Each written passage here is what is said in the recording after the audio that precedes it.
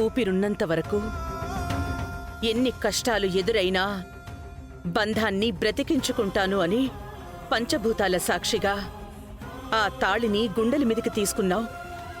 మరి ఎలా దాన్ని తీసేయడానికి సిద్ధపడిపోయావు? అత్తయ్య గారు, నన్ను క్షమించండి.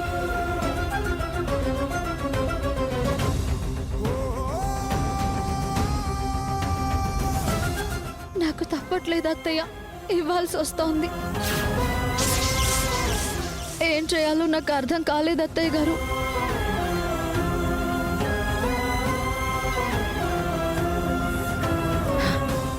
సరే పద, నీతో మాట్లాడాలి.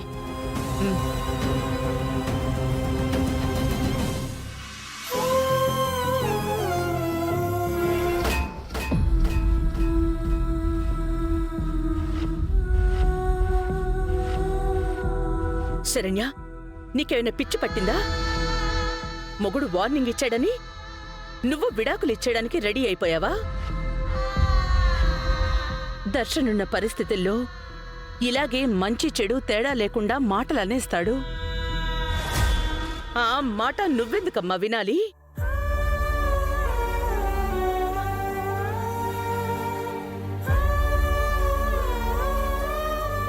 అమ్మ శరణ్య, భార్య సందర్భానుసారం తల్లి బిడ్డని అర్థం చేసుకుంటున్నట్టు మొగుడి తప్పొప్పుల్ని, తనకే స్పష్టత లేని స్థితిని కూడా అర్థం చేసుకోవాలి. ఓపికతో సమస్యను సరిదిద్దుకోవాలి. అంతేగాని శాశ్వతంగా బంధాన్ని తెంచుకోవడం ఎంతటి మూర్ఖత్వమో చెప్పు.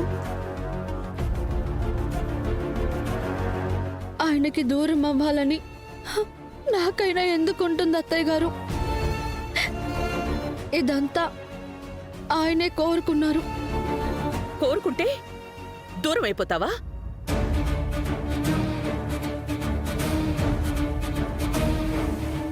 భవిష్యత్తు గురించి ఆలోచించేదే లేదా? శరణ్య, ఇంత పిచ్చిదాని వెంటమ్మా నువ్వు.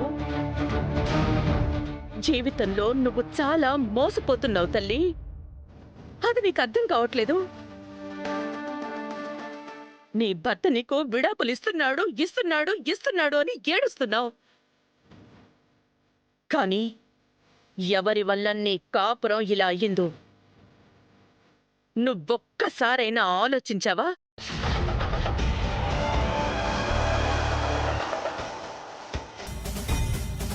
అత్తయ్య గారు, ఏమంటున్నారు? అవునమ్మా, నీ కాపురం ఇలా తెగిన గాలిపటం అవ్వడానికి వెనక చాలా పెద్ద కుట్రే జరిగింది. నువ్వు అత్తారింటిని విడిచి నీ పుట్టింట్లో పడి ఏడవడానికి మూల కారణం ఎవరో తెలుసా?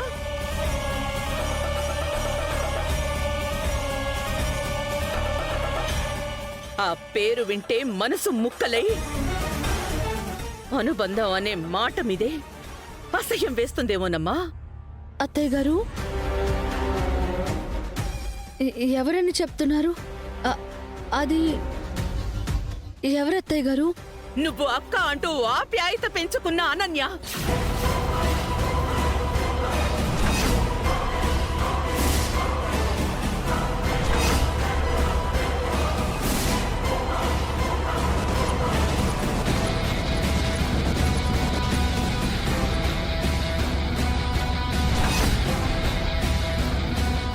ఇన్ని రోజులు ఆటలాడుతూ వచ్చింది. లేదు, మీరేదో పొరపాటు పడుతున్నారు అత్తయ్య గారు. శరణ్య, అనన్య ఇలా చేసిందని చెప్తే నమ్మే పరిస్థితుల్లో నువ్వు ఉండవని నాకు తెలుసు. కానీ నువ్వు నమ్మాలి శరణ్య. ఎందుకంటే ఇది నీ జీవితం, జరిగిందే వాస్తవం కాబట్టి.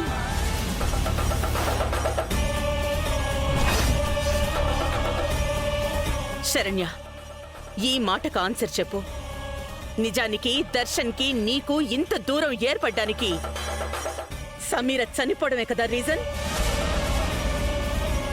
కానీ సమీర చనిపోలేదు. ఆమె చావు ఒక అబద్ధం.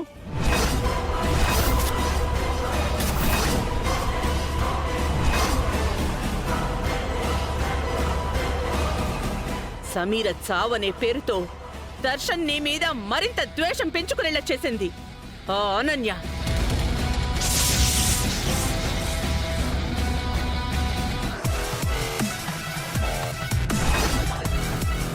నీతో ఒకవైపు అక్కా చెల్లెళ్ల అనుబంధాన్ని ప్రదర్శిస్తూనే మరోవైపు తన కడుపులో ఆ అక్కసు వెళ్ళగక్కుతూ ఈరోజు నీ భర్తతో విడాకుల వరకు తెచ్చింది ఆ అనన్య.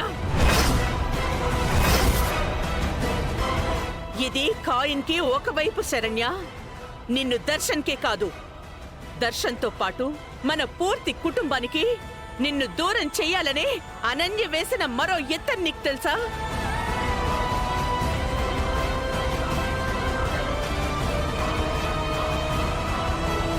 చూడు,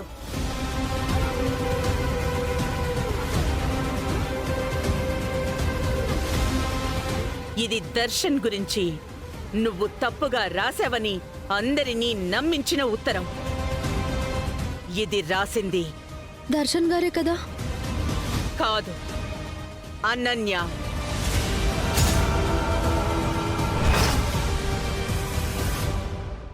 ఇది మీ అక్క డైరీలో రాసుకున్న హ్యాండ్ రైటింగ్. రెండిటిని ఒకసారి చూడు.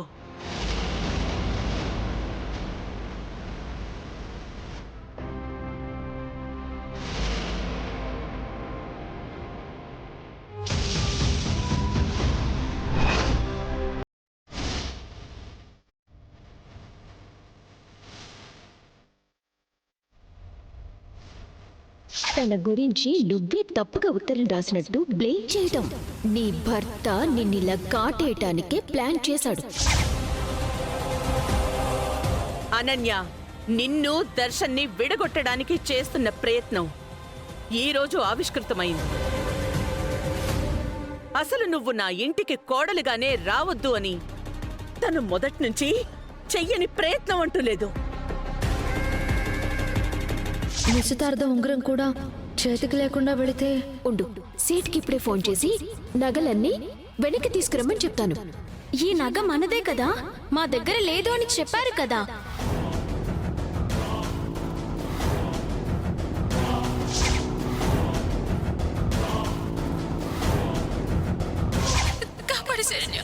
అక్క, దీన్ని వదిలిపెట్టాలంటే నువ్వు నీ చెప్పిన చోటికి రావాలి.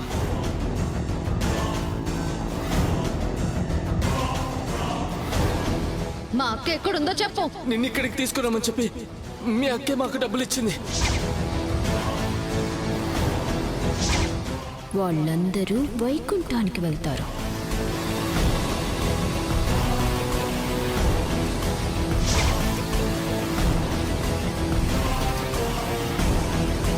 ఆ కాల్ చేసింది నేనే. శోభనానికి ముహూర్తం పెట్టించమని నేను అడిగానా? అత్తయ్య గారి దృష్టిలో, ఆయన దృష్టిలో నన్ను దోషిగా ఎందుకు నిలబెట్టావు? ఇప్పుడు సమీరాకి ఎలా ఉంది? దర్శన్ని చూడాలి చూడాలి అని ఆశపడుతూనే చనిపోయిందమ్మా.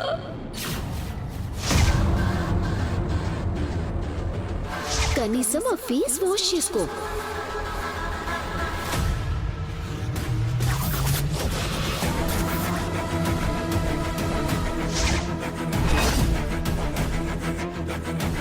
ఆయన తినే భోజనంలో నేనే అక్క మందు కలిపాను. కావాలని విషయం కలపడం ఏంటి? నేను కలిపింది విషం కాదు, ఒక మందక్క. అంటే నేను ఆయన్ని పెళ్లి చేసుకోవడం అక్కకి ఇష్టం లేదన్నమాట. అందుకే మా పెళ్ళి ఆపడానికి తనే ప్రయత్నం చేసింది, అయినా కుదరలేదు. ఇప్పుడు ఇలా ఆయన్ని దూరం చేయాలని చూస్తోంది. శరణ్య, ఇప్పటికైనా అనన్య ఏంటో, నీ జీవితాన్ని ప్రశ్నార్థకం చేసింది ఎవరో కళ్ళకు కట్టినట్టు అర్థమైంది కదా. ఇకనైనా కళ్ళు తెరిచే లోకాన్ని చూడు. నీ శత్రువు ఎవరో కాదు శరణ్య, నీ అక్క రూపంలో నీతోనే ఉంది. నీ తోడికోడలై నీ పక్కనే ఉంది.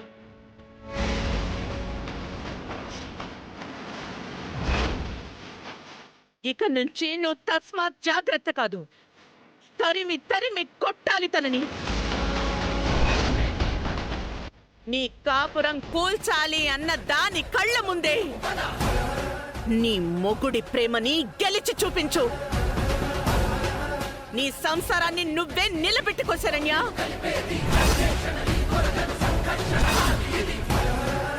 అత్తయ్య గారు, ఆయన మనసులో నేను లేను. నాతో కాపురం ఎలా చేయగలరు? తాళి కట్టాడు కాబట్టి చేసి తీరాలి.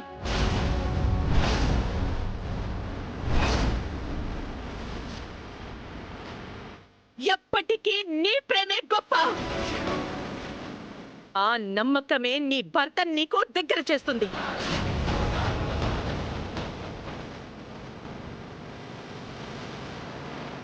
మరిప్పుడు ఆ డైవర్స్ నోటీస్ పరిస్థితి ఏంటి?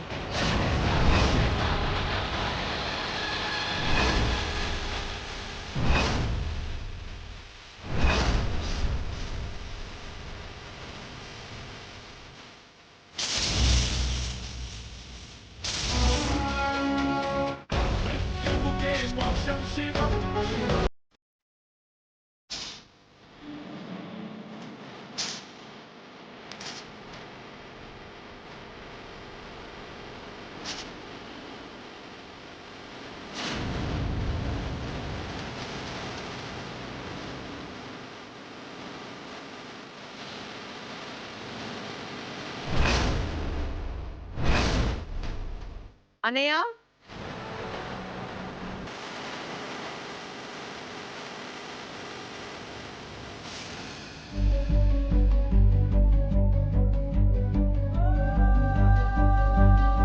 అంతా విన్నామమ్మా.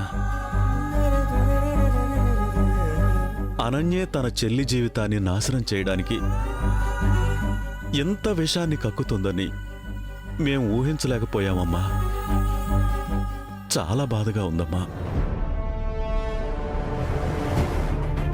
అన్నయ్య, ఇప్పటికైనా మీకు నిజం తెలిసింది.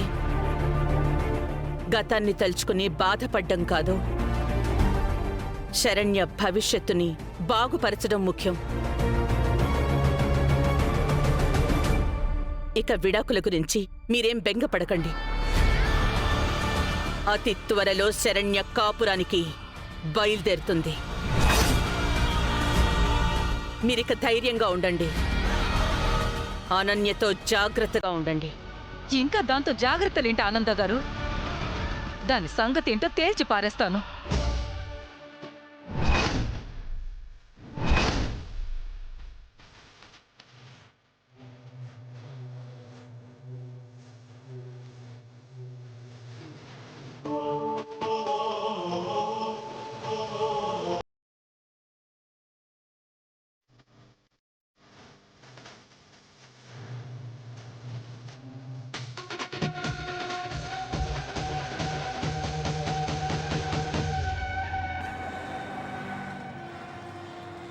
నీ కాళ్ల కింద మట్టి నీ నుంచి జారిపోతుంది అనన్య. నిన్ను అధపాతాళానికి తొక్కెయ్యడానికి ఈ ఆనంద అడుగులు మొదలయ్యాయి. నువ్వు నా కుటుంబాన్ని ముక్కలు చేయాలి అనుకోవడం కాదనన్య. నీకు నా అనేవాళ్లు ఎవ్వరూ లేకుండా చేస్తాను. చూస్తావుగా ఈ ఆనంద తాండవం ఎలా ఉండబోతుందో.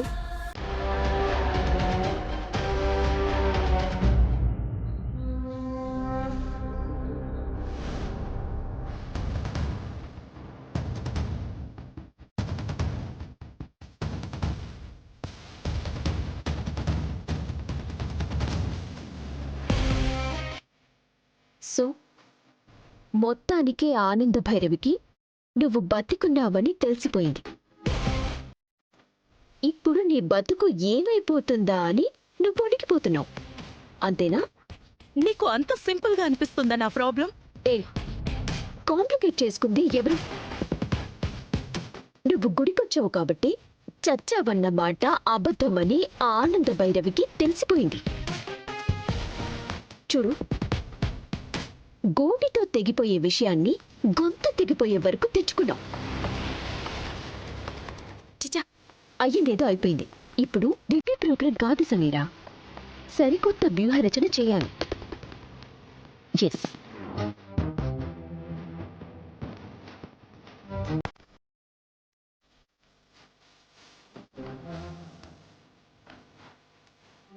సమీరా, నువ్వు టెన్షన్ పడకు. ఇప్పుడు నువ్వు ఆనంద భైరవికి భయపడితే పని అవ్వదు. చంపేస్తానంటుంది అనన్య. చంపటం సింహం నైజం. దాన్ని చూసి భయపడేవాడికి AK-47 గన్నిచ్చినా ఏంటి ఉపయోగం? కానీ బుర్ర ఉన్నవాడికి చేతిలో చిన్న కర్ర ఉన్న చాలు.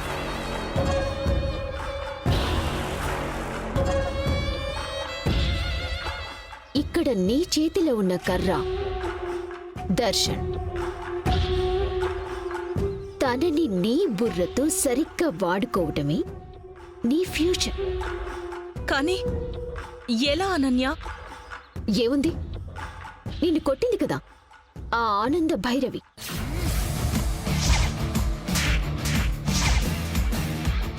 నీ గొంతు కూడా పట్టుకుంది కదా.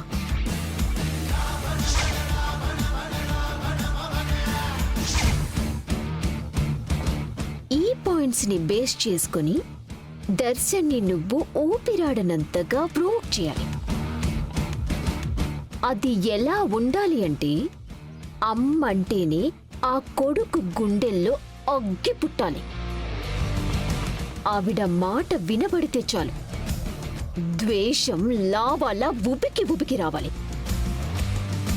నీ మాటల మాయ తల్లి మీద ప్రేమని తగలబెట్టేలా ఉండాలి. అర్థమైందా? శరణ్యకి ఆ ఇంట్లో ఉన్న ఏకైక సపోర్టు ఆ ఆనంద భైరవి. దర్శన్లో ఆ అమ్మంటేనే విలువ లేదు అనుకో, శరణ్య కూడా దర్శన్ లైఫ్లో నిలువలేదు. అది లాజిక్. You got it? దర్శన్కి వాళ్ళమ్మని దూరం చేసమీరా, ఆటోమేటిక్గా దర్శన్ నీకు సొంతమవుతాడు. ఏమంటావు?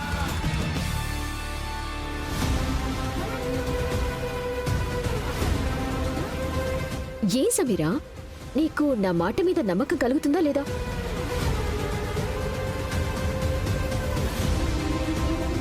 అయితే ఇంక ఏమీ ఆలోచించకు. నేను చెప్పినట్టు చేసి ఆపరేషన్ ఆనంద భైరవి మొదలుపెట్టు. అత్తయ్య, సరికొత్త టాస్క్కి ఇక సిద్ధమైపోండి. శరణ్య ప్లేస్కి సమీరా రాబోతుంది. మీ బొమ్మరింట్లో ఎర్త్క్వేక్కి ఇదే మీకు తొలి ప్రమాద సూచన.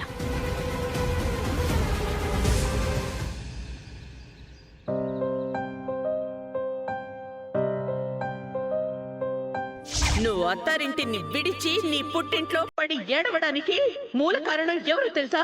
నువ్వు అక్క అంటూ ఆప్యాయత పెంచుకున్న అనన్య. ఇది రాసింది దర్శన్ గారే కదా? కాదు, అనన్య. అసలు నువ్వు నా ఇంటికి కోడలుగానే రావద్దు అని తను మొదటి నుంచి చెయ్యని ప్రయత్నం అంటూ లేదు.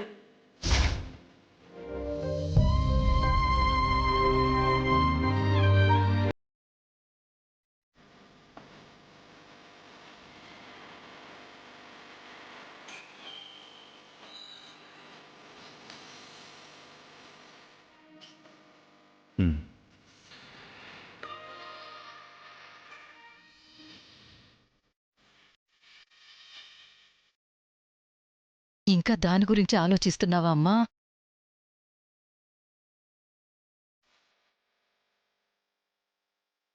అవునమ్మా, నాకేం అర్థం కావడం లేదమ్మా. అక్కంటే నాకు చిన్నప్పటి నుంచి ఎంతో ఇష్టం కదా. తన కోసం నేను ఏదైనా చేసేదాన్ని కదా. మరి అక్కెందుకమ్మా నా జీవితాన్ని ఇలా పాడు చేస్తుంది?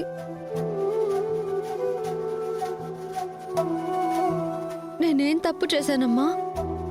అక్క నాకు ఎందుకు ఇంతలా ద్రోహం చేయాలి? అక్క కోసం నేను పెళ్లిని వదులుకుంటే ఈరోజు తను నా కాపురాన్ని కూల్ చేయాలని నా బతుకులో విషాన్ని కక్కిందమ్మా.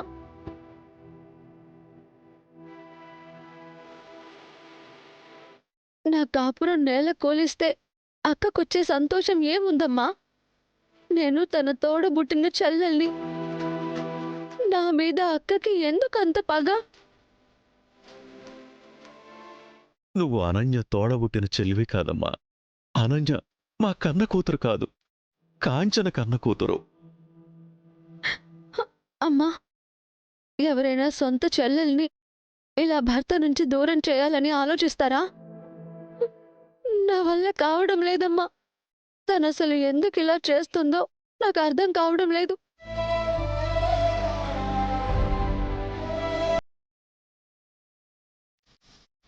అమ్మ శరణ్య, ఎవరు చేసిన పాపం వాళ్ళకే చుట్టుకుంటుంది.